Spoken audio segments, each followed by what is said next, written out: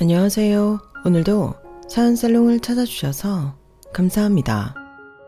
결혼 대신 파혼을 선택한 30대 여성이에요. 지금에 와서야 말이지만 솔직히 저는 딱히 결혼 생각이 없었어요. 저는 제 생활에 만족하며 살고 있었거든요. 회사 업무가 과중한 것도 아니고 직장 내에 저를 괴롭히는 상사가 있는 것도 아니고 부모님이 금전적으로 여유가 있는 분들이라서 제가 번 돈은 제가 쓰고 살면 되는 상황이니까요. 저는 공기업에 다니고 있는데 대기업에 입사한 친구들에 비하면 월급이나 복지가 떨어지는 건 사실이에요. 하지만 업무 강도나 회사에서 받는 스트레스를 생각하면 오히려 대기업에 다니는 것보다 훨씬 낫다고 자부해요. 칼퇴근을 해도 눈치 주는 사람도 없고 월차에 연차, 각종 휴일을 알뜰히 사용할 수 있고 정말 큰 사고를 치지 않는 한 잘릴 위험도 없거든요. 물론 동료들 중에는 이러다가 고인물이 되는 게 아닌가 걱정을 하는 사람들도 있지만 저처럼 생활의 안정과 개인의 행복을 추구하는 사람들한테는 정말 최고의 직장이 아닌가 생각합니다. 그래서 딱히 결혼을 생각하지 않았어요. 제 주변에는 불금을 함께할 친구들도 많았고 밤도깨비로 일본 여행도 가고 길게 휴가를 내서 해외로 여행을 떠나기도 했거든요. 아무리 편한 직장이라고는 해도 나름 스트레스가 쌓이기 마련인데 그럴 때면 친구들과 맥주 한잔을 하며 쉽게 털어내곤 했는데 언제부턴가 그게 힘들어지기 시작했어요. 불행의 시작이었던 거죠. 평생을 함께 지낼 수 있을 줄 알았던 친구들이 하나 둘 결혼을 하기 시작하더니 불과 3년 사이에 저를 빼고 모조리 시집을 가버린 거예요. 이제는 불금에 불러낼 친구도 없고 아무리 긴 휴가를 받아도 함께 여행을 떠날 친구가 없더라고요. 미안, 이번에 그이랑 발리 여행 가기로 해서 여행 같이 못 가겠다. 아, 민지랑 가라. 민지 요즘 남편이랑 사이 안 좋아서 나한테 호캉스 가자고 조르던데. 그래? 기집애, 나한테 연락하지. 그럼 바로 콜인데. 알았어, 내가 민지한테 전화해볼게. 그 말에 얼른 민지한테 전화를 해봤지만 이미 버스 떠난 뒤였어요. 야, 나 남편이랑 화해했잖아. 샤넬백 들고 와서 미안하다고 그러는데 어떻게 안 받아주냐? 다른 것도 아니고 샤넬인데. 근데 기집애야, 친구가 남편이랑 싸웠다는데 이때다 하고 바로 여행 가자고 연락을 하냐? 너 좀 서운한걸? 이래서 부부싸움은 칼로 물베기라고 하나 봐요. 괜히 저만 중간에서 좋다가 만 거죠 뭐. 이런 상황이 여러 번 반복되다 보니 어느 순간부터 결혼한 친구들과는 연락을 안 하게 되었어요.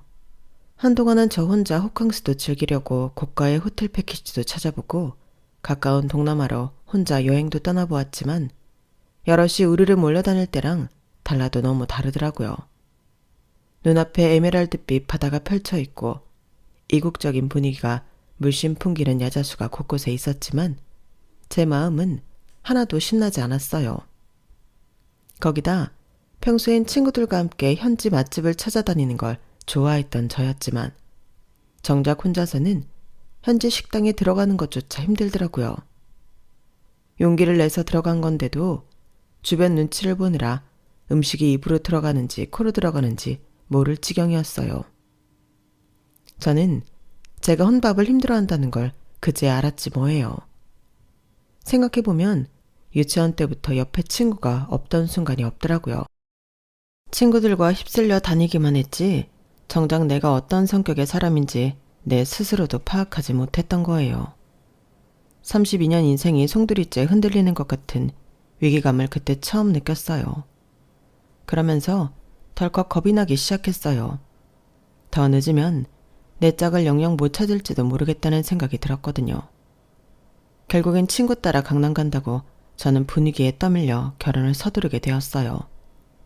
엄마가 그렇게 선 좀 보라고 닥달해도 꼼짝도 안 하던 제가 주변에 부탁해서 대학생 때도 하지 않던 소개팅에 나가고 결혼정보회사에 등록을 할까 고민까지 했으니 말 다 했죠 뭐. 하지만 관심이 없을 때는 저 좋다고 다가오는 남자도 많더니 정작 제가 찾아 나서자 눈을 씻고 봐도 하나도 없는 거예요. 그렇다 보니 결혼에 대한 위기의식으로 짜증은 점점 늘어갔고 주변에서는 제가 노처녀 히스테리를 부린다는 말도 나오기 시작했어요. 질이 멸렬한 회사 생활도 짜증나고 주말에 나를 찾아주는 사람이 없는 외로운 일상에 점점 초라해져만 갔어요. 그렇게 32번째 생일을 맞았는데 창피하게도 그 흔한 저녁 약속 하나 없는 거 있죠. 친구들은 다들 바빠서 그런 건지 아니면 저를 배려한다고 그랬는지 하나같이 택배로 선물을 보내거나 축하 문자만 보내더라고요. 생일 축하한다, 좋은 시간 보내라, 미역국은 먹었냐 등등의 내용으로요. 하지만 그 누구도 만나자는 말은 없었어요. 지금 내게 필요한 건 값비싼 선물도 아니고 이모지로 화려하게 치장한 문자도 아닌 내 앞에서 함께 저녁을 먹어줄 친구였는데 말이죠. 그런데 그 와중에 엄마한테 전화가 온 거예요. 채연아, 오늘 친구들이랑 저녁 먹고 올 거지? 엄마의 질문에 만날 사람이 없다는 말은 죽어도 못하겠어서 약속이 있는 척 연기를 하고 말았어요. 친구들이랑 만나기는 할 것 같은데 그건 왜 물어? 아니, 친구들 만나면 케이크 선물도 받을 테니까 굳이 케이크를 따로 안 사도 되니까 묻는 거지. 그 말을 들으니 하루 종일 참았던 서러움이 순식간에 터져버렸어요. 사지 마. 누가 엄마한테 케이크 사달랬어? 내가 알아서 할 테니까 신경 끄라고. 괜히 엄마한테 화풀이를 하고는 씩씩대며 집으로 향하던 발길을 돌렸어요. 그리고는 전철역 근처에 있는 베이커리로 가서 제일 큰 케이크를 샀어요. 그리고는 2층에 있는 카페테리아로 가서 아이스 아메리카노를 하나 시키곤 케이크를 먹기 시작했어요. 마치 먹는 걸로 화를 푸는 것처럼 전투적으로 먹어댔죠. 하지만 아무리 먹어도 양이 줄지 않더라고요. 그러다가 문득 유리창에 비친 제 자신을 보게 됐는데 꼴이 참 우습더라고요. 불과 1년 전만 해도 이렇게 비참한 생일을 맞게 될 줄 몰랐는데 말이죠. 눈물이 나려는 걸 억지로 참으면서 포크로 애꿎은 케이크만 누르고 있었는데 그때 누가 제 앞에 멈춰서지 뭐예요. 고개를 들어보니 낯익은 얼굴이었어요. 하지만 이름이 또렷이 기억이 안 나더라고요. 그런데 윤채은 맞지? 땡땡중학교 3학년 2반 윤채은. 나 기억 안 나? 정환성. 이름을 듣고 보니 그제야 기억이 났어요. 저와는 같은 초등학교 중학교를 나온 아이였거든요. 학생 땐 서로 대화도 나눠본 적이 없을 정도의 사이라서 오랜만에 만났어도 인사 외에는 할 말도 없는 사이였어요. 그런데 그런 저와 달리 환성이는 넉살 좋게 제 앞에 앉아 얘기를 이어가더라고요. 한참을 떠들어대던 환성이는 그제야 테이블 위에 놓인 케이크를 보더니 피식 웃으며 그러더라고요. 너 케이크 무지 좋아하나 보다. 이 큰 걸 혼자 먹고 절반은 먹은 것 같은데? 근데 혹시 오늘이 생일이야? 아니, 옆에 초가 딱 네 나이만큼 있길래. 그 말에 너무 창피해서 쥐구멍에라도 숨고 싶은 심정이었어요. 그래서 얼른 생일초를 백에 넣어버렸죠. 그러자 환성이가 잠시 엉망이 되어버린 케이크를 보더니 그러는 거예요. 채연아, 다 먹었으면 나랑 어디 좀 갈래? 생크림 케이크를 이렇게나 먹었으니 속이 느끼할 거 아니야. 속풀이 하러 가자. 그리고는 제가 대답할 겨를도 없이 테이블 위에 늘어져 있는 케이크와 접시를 치우기 시작했어요. 그리고는 그대로 제 손목을 잡고는 어딘가로 걸어갔어요. 한 10분 가까이 걸었을까요? 골목 안에 있는 허름한 중국집 앞에 멈추더라고요. 여기가 내 최애 맛집이야. 여기 삼선짬뽕이 진짜 끝내주거든. 어때? 속풀이하기에 딱이겠지? 그 말을 끝으로 제 의견은 듣지도 않고 저를 끌고 중국집 안으로 들어갔어요. 그리고는 메뉴판도 안 보고 바로 삼선짬뽕 2개를 시키더라고요. 짬뽕이 나오기까지 불과 10여 분 남짓이었지만 환성이가 이런저런 얘기를 늘어놓는 바람에 어색할 겨를이 없었어요. 그리고 드디어 눈앞에 짬뽕 2그릇이 놓였고 엄청난 비주얼에 저도 모르게 입안에 침이 고이더라고요. 불과 20여 분 전에 혼자 제일 큰 사이즈의 케이크 반판을 먹어치운 저였지만 신기하게도 칼칼한 짬뽕이 술술 들어가는 거 있죠. 살면서 그렇게 맛있는 짬뽕은 처음이었어요. 개눈 감추듯 그릇에 코를 박고 짬뽕을 먹어댄 우리는 마지막 한 젓가락같이 해치우고는 그제야 대화를 시작했어요. 대화라고 해봐야 서로에 대해 아는 게 없어서 일방적인 각자의 얘기일 뿐이었지만 그래도 시간 가는 줄 모르고 한참을 떠들게 됐지 뭐예요. 그 바람에 고량주와 간단한 안주까지 시켜서 2시간 가까이 수다를 떨었어요.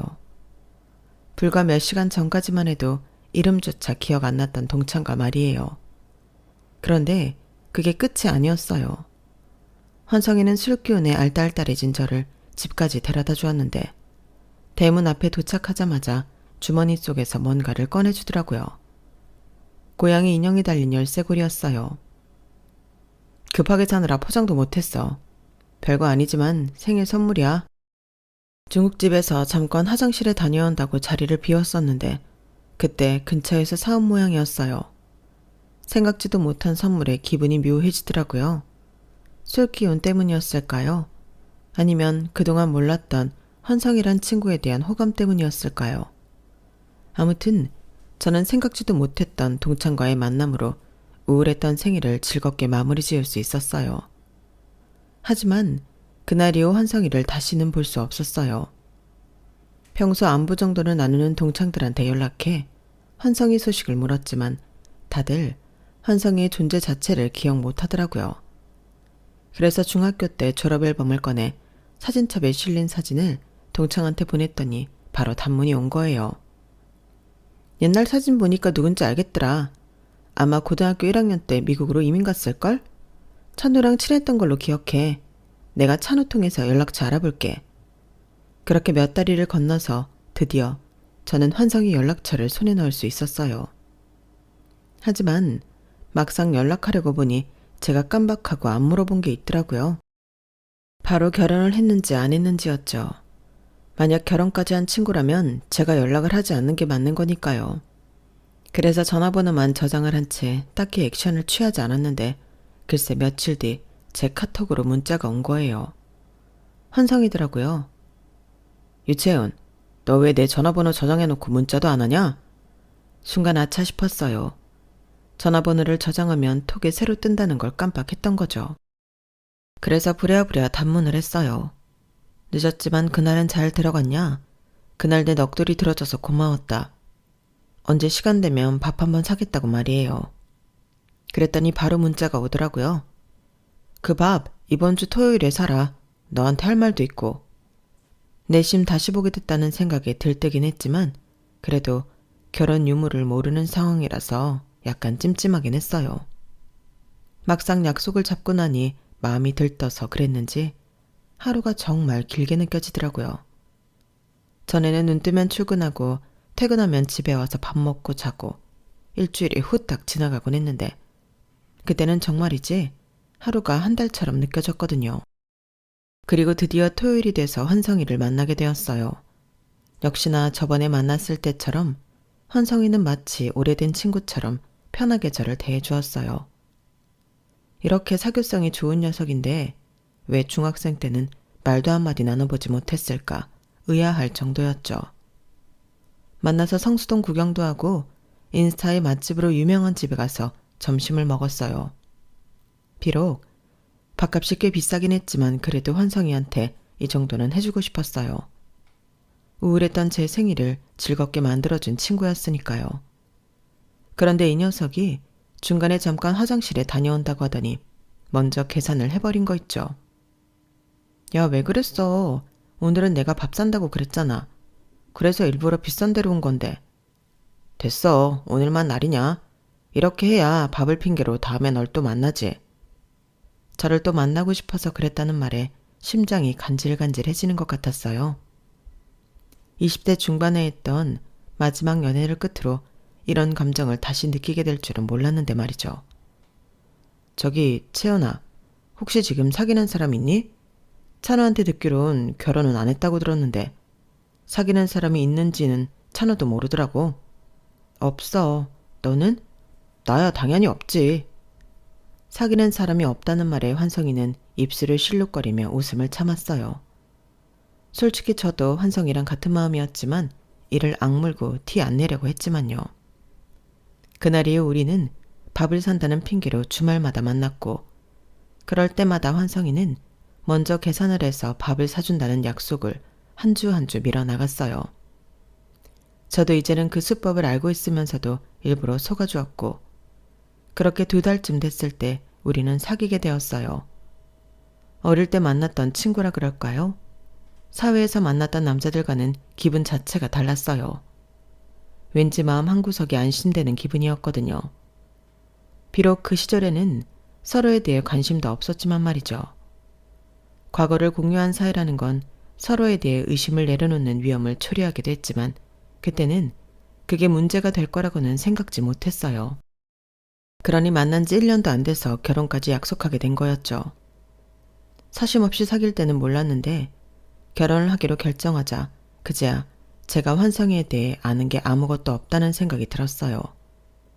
환성이는 매번 저를 저희 집 앞까지 데려다 주었기 때문에 저희 집도 알고 저희 부모님과 골목에서 몇 번 마주친 적도 있어서 부모님과도 안면이 있었지만 정작 저는 환성이네 집도 부모님도 뵙지 못한 상황이었거든요.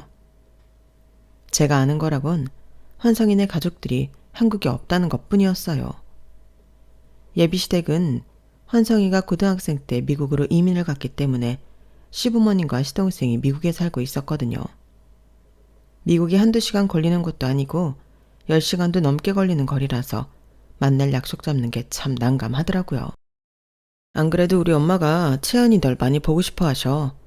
그런데 당장은 한국에 들어오실 수가 없는 상황이라서 미안하다고 그러시네. 뭐가 미안하셔. 아무래도 결혼식 때도 한국에 들어오셔야 하는데 장기 휴가를 자주 내실 수는 없잖아.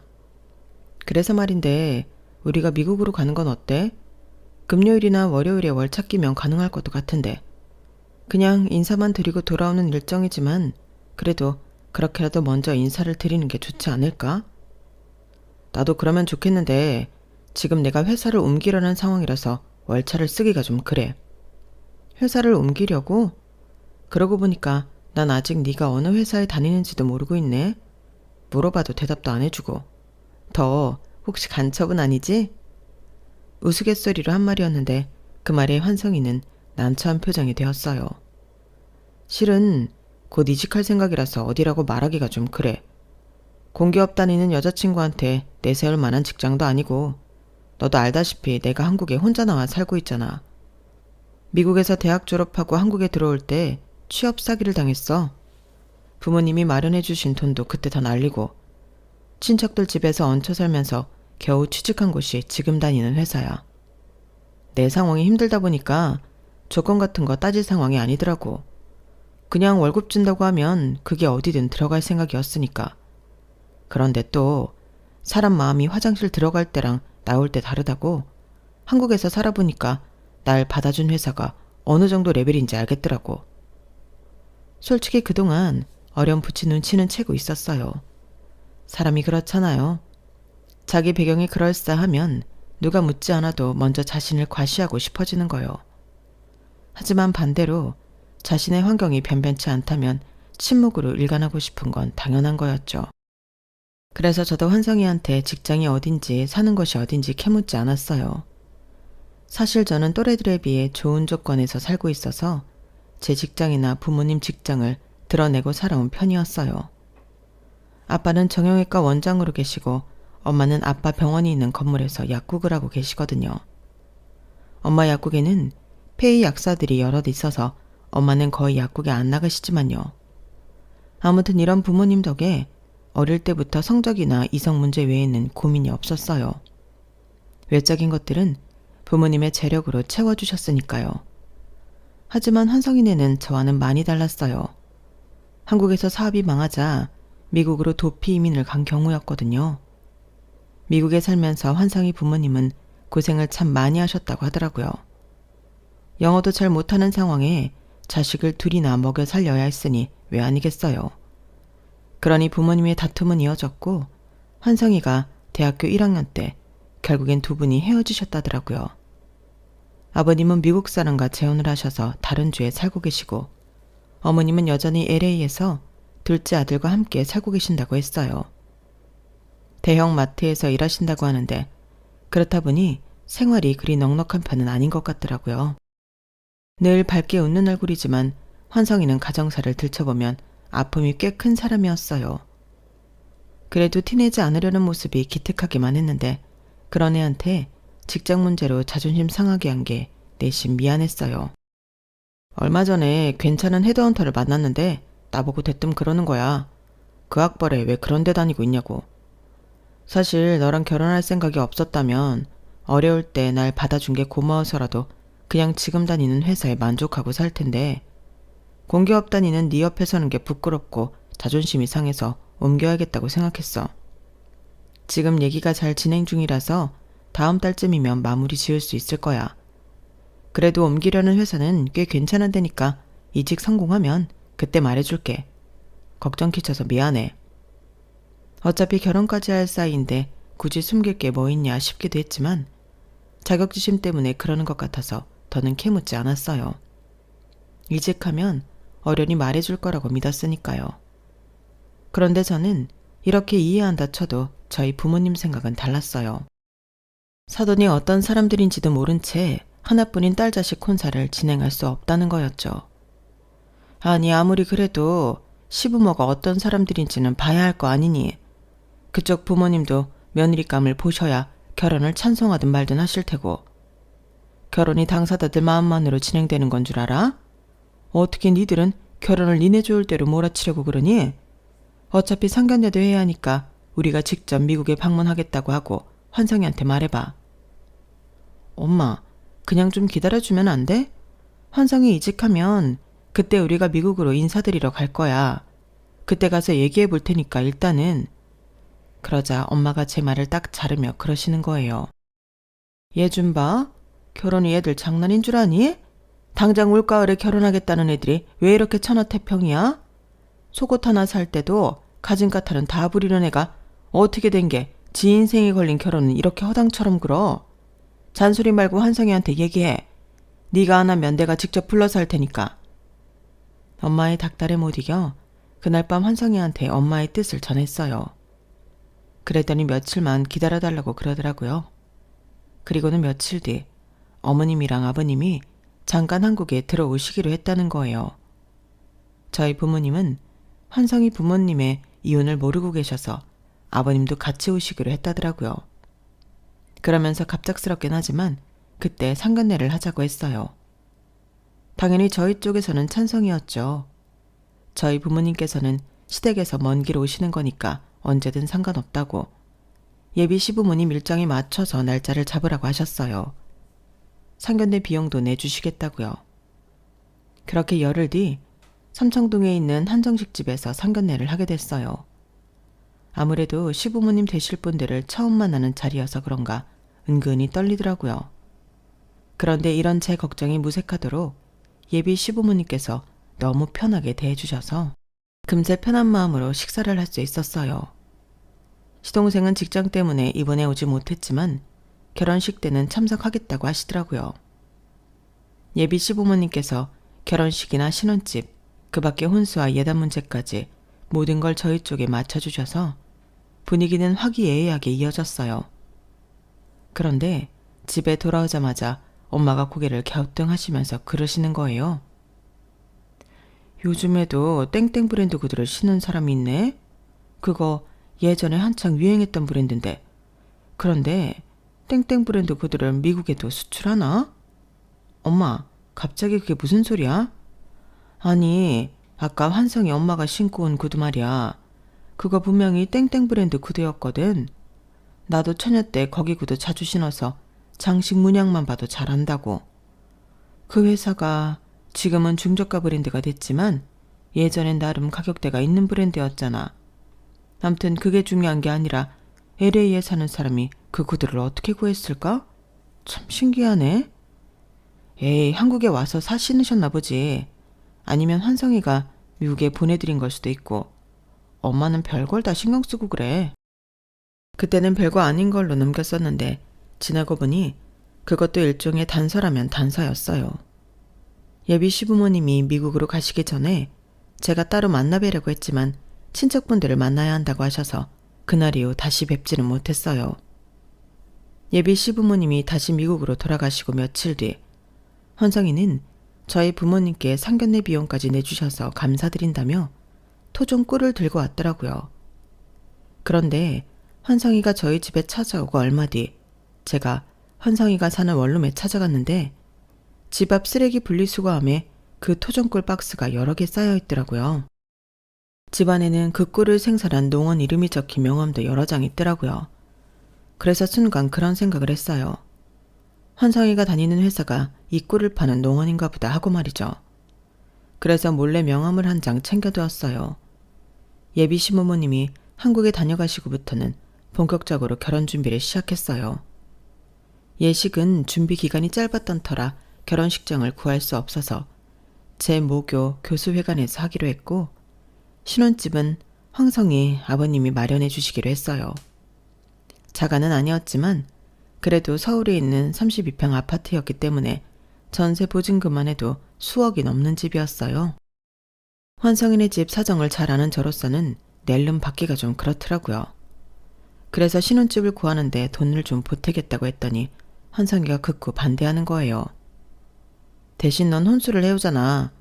요즘은 가전제품만 해도 가격이 엄청나서 집 전체를 채우려면 1억은 너끈히 들걸? TV만 해도 얼만데. 그래도 아파트 보증금에 비하면 별거 아니지.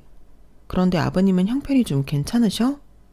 아니, 어머님이랑 이혼까지 하셨는데 아들 결혼한다고 몇 억짜리 집을 해주시는 게 부담돼서 그래. 걱정하지 마. 아빠는 나한테 그 정도 해줘도 되니까. 아빠 세 부인이 돈이 엄청 많은 사람이거든. 결혼식이 끝나면 언제 보게 될지 모를 시아버지한테 수억대 부담을 지우는 게 저는 마음에 걸렸지만 환성이는 거기에 대해 별로 미안한 마음이 없어 보였어요. 아무래도 가족을 버리고 돈 많은 여자를 택한 아빠에 대한 미움이 깔린 게 아닌가 하는 생각이 들더라고요. 환성이 말대로 아파트에 혼수를 채우는데 돈이 엄청 들긴 했어요. 다 해서 1억이 조금 넘게 들었거든요. 제가 모아둔 돈으로는 부족해서 일부는 아빠가 도움을 주셨어요. 결혼식까지는 아직 한 달 가까이 남아 있었지만 환성이가 살던 원룸 계약 기간이 끝나서 조금 일찍 신혼집에 가구며 가전제품까지 살림살이를 미리 채워두었어요. 그리고 그 집에는 환성이가 먼저 들어가 살기로 했고요. 그런데 신혼집에 살림을 다 채운 다음 날 환성이가 갑자기 해외 출장을 가게 된 거예요. 어쩌지? 한 일주일 정도 걸릴 것 같은데? 그래? 그럼 너 없는 동안 내가 집 지키고 있을까? 미리 신혼집에 익숙해지게 말이야. 그러자 환성이가 완강하게 반대를 하더라고요. 아직 집 청소가 완벽하게 끝나지 않아서 집에 먼지도 많기도 하고 무엇보다 빈집에 저 혼자 두기 싫다는 거예요. 그러면서 자기가 출장 갔다 오면 업체에 연락해서 입주 청소를 맡길 테니 청소 끝나면 같이 지내자고 하더라고요. 도대체 집에 얼마나 먼지가 많길래 그러나 싶었지만 깔끔해서 나쁠 건 없다는 생각에 그러자고 했어요. 그렇게 환성이는 출장을 떠났고 우리는 톡으로만 문자를 주고받았어요.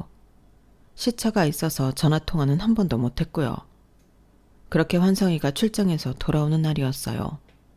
저는 회사에 월차를 내고 공항으로 마중을 나갔죠. 그런데 환성이가 탄 항공기가 도착한 지 1시간이 넘었는데 입국장에는 환성이 그림자도 안 보이지 뭐예요. 전화를 해도 받지 않고 말이죠. 그런데 그때 환성이한테 전화가 온 거예요. 분명 공항 어디일 텐데 이상하게도 전화기 너머로는 자동차 경적 소리가 들리는 게 마치 도로를 달리는 차 안 같더라고요. 아니나 다를까? 채연아, 아직도 공항에서 나 기다리니? 근데 이거 어쩌냐? 나 공항 아닌데? 그게 무슨 소리야? 그럼 어딘데? 아, 얘 진짜 웃기는 애네. 야, 도망치는 놈이 어디로 도망가는지 말해주는 거 봤냐? 채연아, 네가 고생은 안 해봐서 세상이 온통 꽃밭으로 보이나 본데 너 그렇게 살면 평생 나 같은 놈 만나 당하고 산다? 전화기 너머의 환성이는 더 이상 제가 알던 사람이 아닌 것 같았어요. 소름이 끼칠 정도로 야비한 사기꾼 같더라고요. 정환성, 너 왜 이래? 도대체 무슨 소리를 하는 거냐고. 네가 도망을 왜 가? 말해봐, 이게 무슨 소린지. 윤채은, 정신 좀 차려. 어떻게 된 애가 의심이란 걸 안 하냐? 나 지금 네가 열심히 채워놓은 혼수 판돈 들고 튀는 중이야. 일주일 동안 당근에서 그거 파느라 엄청 바빴잖냐. 네가 그래도 좀 사는 집에라 그런가 하나같이 고가 제품으로 사들여놔서 직장인 2년 연봉을 일주일 만에 손에 넣었다는 거 아니냐. 그래도 너 나 만나는 동안 행복했잖아. 안 그래? 그 정도면 공주 대접 톡톡히 받았지 뭐. 네가 어디 가서 그런 대접을 받아보냐? 그러니까 이 돈은 파원 위자료라고 생각해. 잘 쓸게. 아, 그리고 말야. 마지막이니까 내가 충고 하나만 할게. 야, 너 앞으로 남자 만나거든 제발 의심이란 것 좀 하고 만나라. 내가 지금까지 만났던 여자들 중에 너처럼 등쳐먹기 쉬운 상태도 없었어. 그럼 그동안 즐거웠다. 그렇게 환상이와의 마지막 통화는 끝이 났어요. 저는 환상이의 마지막 말에 머리 뚜껑이 열리는 것처럼 화가 났어요. 의심 좀 하라고요? 솔직히 제가 그동안 의심 하나 없이 자기를 만났을 거라고 생각했나 본데 그건 아니었어요. 그래서 그 증거로 제가 가지고 있던 명함을 찍어 환상이한테 보냈어요. 환상이네 집에 갔을 때 집안에서 발견했던 그 명함이었죠. 그랬더니 바로 환상이가 전화를 했더라고요. 제가 전화를 받지 않자 다급하게 문자까지 보내는데 이제야 자기가 어떤 상황인지 파악이 좀 되는 듯 하더군요. 채연아, 전화 좀 받아. 너 그 명함 어디서 났어? 아이씨, 내가 잘못했으니까 제발 전화 좀 받아줘. 방금 전까지만 해도 저를 조롱하던 인간이 명함 한 장에 사색이 돼서는 이렇게 태세전환이 됐지 뭐예요. 왜 순식간에 상황이 역전됐냐고요? 그건 환성이에게는 지키고 싶은 사람, 자신의 잘못을 절대 알아서는 안 되는 사람이 있기 때문이었어요. 그건 바로 그의 아내와 자식이었어요. 사실 처음에 이 명함을 발견했을 때는 이 농원이 환성이가 다니는 직장인 줄 알았어요. 그런데 업체를 통해 알아보니까 그 농원은 환성이 아내가 친정 부모님과 하는 농원이더라고요. 둘 사이에는 5살짜리 딸도 있었어요. 밖에서는 여자들을 등쳐먹고 사는 주제였지만 꼴에 자기 부인과 딸에 대한 애착은 강한 인간이더라고요. 저랑 만나는 동안에도 매일 수차례씩 딸아이와 영상통화를 했을 정도로요. 제가 이 모든 사실을 알게 된 건 환성이가 출장을 떠나고 이틀 뒤였어요. 조사 내용을 보고 너무 충격을 받아서 회사에 병가를 내고 며칠간 침대에 누워 울기만 했어요. 제가 환성이한테 줄기차게 연락을 하고 직접 공항까지 마중을 나간 것도 애정 때문이 아니라 어떻게든 이놈을 잡아서 경찰에 넘길 요량이었던 거고요. 미리 전화로 상황을 알리면 도망칠까봐 아는 티를 안 냈던 건데 이놈이 출장은커녕 그 사이 집에서 혼수 되팔이 노릇을 하고 있었다니 정말 끝까지 용서가 안 되는 놈이더라고요. 그날 오후 환성이는 저희 집에 찾아왔어요. 혼수 판돈을 돌려주며 한 번만 용서해달라고 싹싹 빌더군요.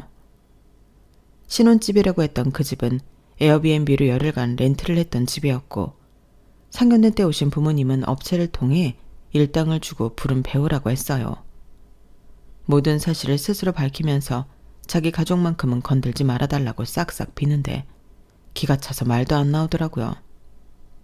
자기는 사람 마음을 이렇게 함부로 짓밟아 놓고는 그 와중에도 자기 가족을 지키려 들다니 말이에요. 그뿐인가요? 어디서 감히 용서를 우는애요. 천하의 쓰레기 같은 짓을 하고 살면서 되도 않게 지 자식이 알게 될까봐 벌벌 떠는 꼴이라니 이런 것도 부모라고 말이에요. 하지만 환성이가 하나는 알고 둘은 모르는 게 있었어요. 그건 자기만 자식을 아끼는 부모가 아니란 거였죠. 하나뿐인 딸한테 씻을 수 없는 상처를 준 놈을 저희 아빠가 가만두실 리가 없잖아요. 찢어 죽이고 말려 죽여도 시원찮을 놈인데 말이에요. 어디서 감히 용서를 입에 올려? 네 놈이 자식 앞에서 부끄러운 건 아냐?